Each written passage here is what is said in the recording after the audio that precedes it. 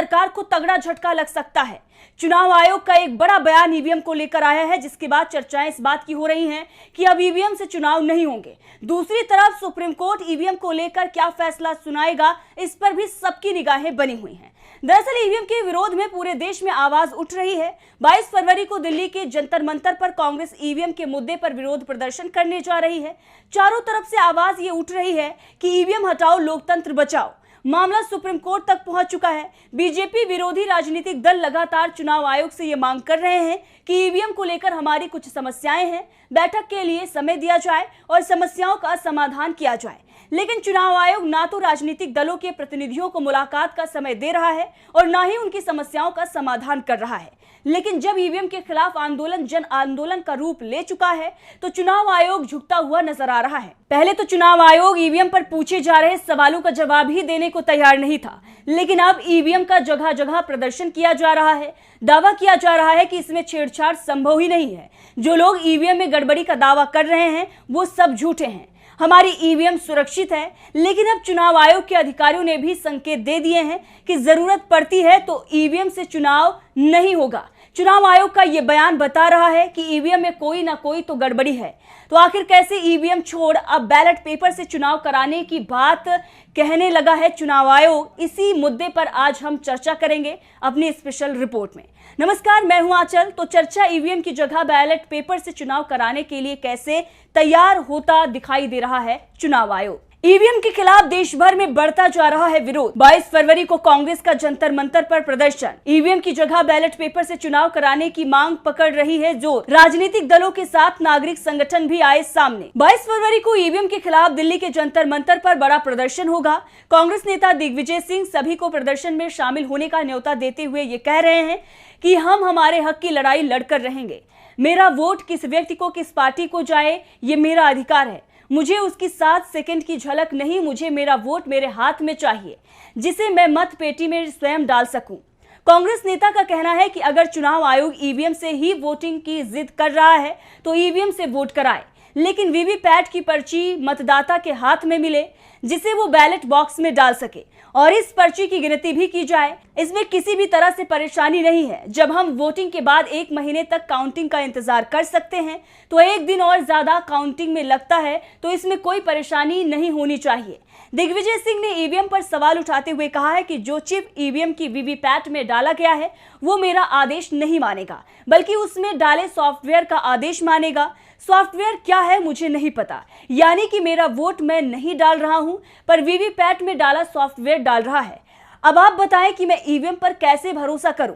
इससे पहले इंडिया गठबंधन ने भी चुनाव आयोग से ये मांग की थी कि ईवीएम को लेकर कई सवाल हैं, लेकिन चुनाव आयोग ने इंडिया गठबंधन के नेताओं को मुलाकात के लिए वक्त नहीं दिया था। लेकिन अब चुनाव आयोग का मन ईवीएम को लेकर बदला हुआ नजर आ रहा है। ईवीएम को लेकर चुनाव आयोग कर रहा है सुनवाई। मार्च में सुप्रीम कोर्ट ईवीएम पर सुना सकता है फैसला। ईवीएम के खिलाफ आ सकता है सुप्रीम कोर्ट का फैसला। अब बताया जा रहा है कि जिस तरह से चुनावी बॉन्ड पर सुप्रीम कोर्ट का फैसला आया है, उससे ये लग रहा है कि ईवीएम के मुद्दे पर भी सुप्रीम कोर्ट बड़ा फैसला ले सकता है, जो कि ईवीएम के विरोध में आ सकता है। ईवीएम के खिलाफ लड़ाई बड़ी हो गई है।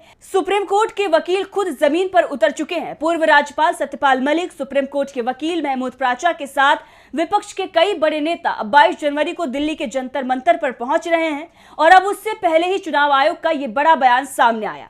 दरअसल मुख्य निर्वाचन आयुक्त राजीव कुमार से मीडिया ने ईवीएम को लेकर सवाल किया था, जिस पर चुनाव आयुक्त ने जवाब दिया और कहा कि फैसला आने दीजिए, अगर जरूरत पड़ी तो अदालत के निर्देश के मुताबिक बदलाव किए जाएंगे। अब ईवीएम से जुड़े कई मामले सुप्रीम कोर्ट में लंबित हैं, जिन पर फैसला आना बाकी है और जैसा कि हमने आपको बताया कि फैसला मार्च तक आ सकता है। अब लोकसभा चुनाव से पहले मोदी सरकार को तगड़ा झटका लग सकता है। जिस तरीके से चुनाव आयोग ने यहां पर यह कहा और यह बताया कि जो भी फैसला आएगा उसके बाद बड़े बदलाव किए जा सकते हैं, ऐसे में चर्चा इस बात की हो रही है कि ईवीएम को छोड़कर बैलेट पेपर से चुनाव कराया जा सकता है। वहीं पर जो जन आंदोलन खड़ा हुआ, जो तमाम तस्वीरें सामने आई, उससे कहीं ना कहीं चुनाव आयोग झुकता हुआ नजर आ रहा है। चुनाव आयोग पहले इस बात को मानने के लिए तैयार ही नहीं था और लगातार इस बात की हम चर्चा कर रहे हैं कि तमाम जो विपक्षी दल के नेता है वो चुनाव आयोग से समय मांग रहे थे। यहां तक कि कांग्रेस की तरफ से भी एक चिट्ठी लिखी गई थी, लेकिन चुनाव आयोग लगातार इसी बात को दोहराता रहा कि ईवीएम में किसी भी तरीके से गड़बड़ी नहीं है, ईवीएम में किसी भी तरीके की गड़बड़ी नहीं की जा सकती, ये उनके बयान रहे हैं। लेकिन अब जब आंदोलन खड़ा हो गया है, सुप्रीम कोर्ट के वकील जमीन पर उतर चुके हैं, सत्यपाल मलिक, दिग्विजय सिंह, उदित राज जैसे बड़े नेता जंतर मंतर पर धरना प्रदर्शन देने जा रहे हैं, उससे पहले ही चुनाव आयोग का यह बदला बदला रूप दिखाता है कि कुछ तो गड़बड़ है ईवीएम में, जिसकी वजह से ही सवाल खड़े हो रहे हैं। तमाम तरह के डेमो दिखाए जा चुके हैं, कैसे छेड़खानी की जा सकती है ईवीएम से, सॉफ्टवेयर में कैसे बदलाव कर किसी दूसरे पार्टी को वोट डाला जा सकता है, ये सारी चीजें खुलकर सामने आ चुकी हैं। डीवी लाइव के माध्यम से लगातार उन तस्वीरों को हम दिखाते आए हैं, बताते आए हैं कि कैसे अलग अलग लोग जो हैं वो अलग अलग दावा कर रहे हैं। अब ऐसे में चुनाव आयोग को ये चाहिए कि जो लोग भी दावा कर रहे हैं कि ईवीएम को हैक कर सकते हैं, उनको बुलाकर जो कुछ भी उनकी शंकाएं हैं उसे दूर किया जाए। लेकिन जब सुप्रीम कोर्ट के वकील ईवीएम को लेकर पहुंचते हैं और पहले चुनाव आयोग से ईवीएम की मांग करते हैं, तो उनकी मांगों को दरकिनार कर दिया जाता है और उन्हें हिरासत में ले लिया जाता है। लेकिन अब जब आंदोलन बढ़ रहा है, विपक्ष के तमाम नेता और जो भी सिविल सोसाइटी के लोग हैं जब सुप्रीम कोर्ट के वकीलों के साथ आ रहे हैं, समर्थन कर रहे हैं, तब जाकर चुनाव आयोग का यह बड़ा फैसला आया है। हालांकि जो चुनावी बॉन्ड है उस पर जिस तरीके से सुप्रीम कोर्ट ने फैसला दिया है, अब यह माना जा रहा है कि सुप्रीम कोर्ट इस पर भी कोई बड़ा फैसला दे सकता है जो कि सरकार के विरोध में आ सकता है।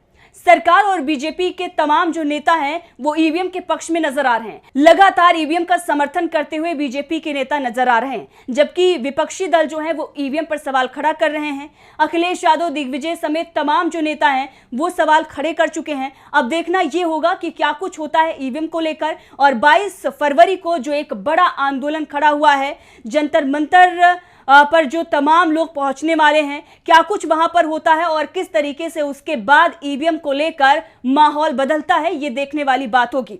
क्योंकि महमूद प्राचा लगातार इस बात को दोहराते आए हैं कि अगर जनता उनका समर्थन कर दे तो फिर ईवीएम से नहीं बल्कि बैलेट पेपर से चुनाव होगा। और पिछली बार जो आंदोलन हुए और जो भी आंदोलन ईवीएम को लेकर खड़े हुए, वो एक तरीके से बढ़ते ही जा रहे हैं।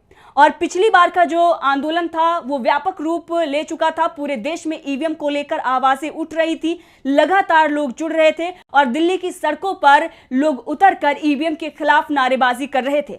साथ ही चुनाव आयोग को भी प्रेशर में बताया जा रहा था। लेकिन अब जब जनता जो है वो जागरूक हो गई है, जनता सड़क पर उतर चुकी है, तो चुनाव आयोग भी बदला बदला नजर आ रहा है।